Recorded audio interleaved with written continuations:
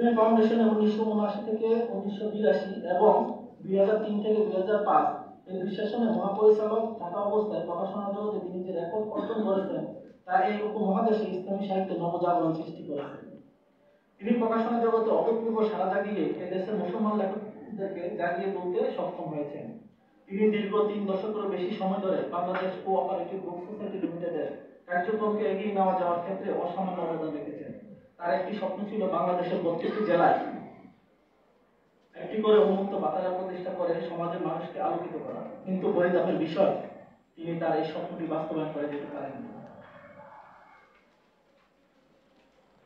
AZ Shamsul আলমের প্রচেষ্টায় Al-Arafah Islamic bank, Islamic commercial insurance সহ অগণিত ইসলামিক প্রতিষ্ঠান তিনি প্রতিষ্ঠিত করেছেন। তিনি এসব প্রতিষ্ঠানগুলোতে মাদ্রাসা শিক্ষার্থীদের চাকরি দিয়ে বৈষম্য দূরীকরণ ও পিছিয়ে পড়া মাদ্রাসা শিক্ষা ব্যবস্থাকে গুরুত্ব দিয়েছেন। তিনি আবু যর গিফারি ট্রাস্টের সাথে সম্পৃক্ত থেকে সমাজের শিক্ষা ব্যবস্থাকে অগ্রসর করতে ভূমিকা রেখেছেন।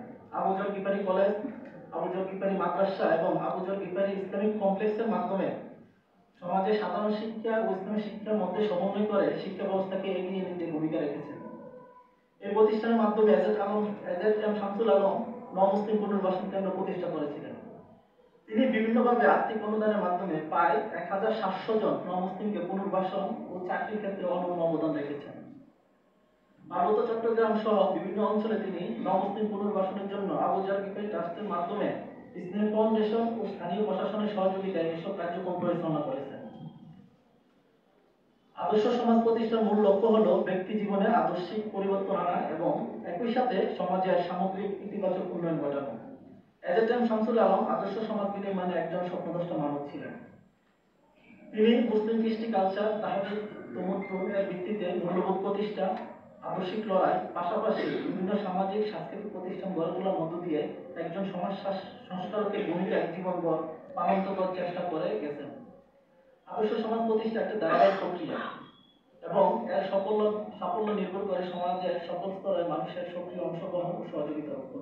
আসুন আমরা সবাই এজেড শামসুল আলমের জীবন আদর্শকে ধারণ করে আদর্শ সমাজ ও আদর্শ রাষ্ট্র প্রশাসন প্রতিষ্ঠায় ভূমিকা রাখি। আল্লাহ আমাদেরকে তৌফিক দান করুন।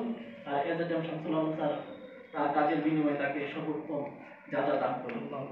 সবাইকে ধন্যবাদ। আসসালামু আলাইকুম ওয়া রাহমাতুল্লাহি ওয়া বারাকাতুহু।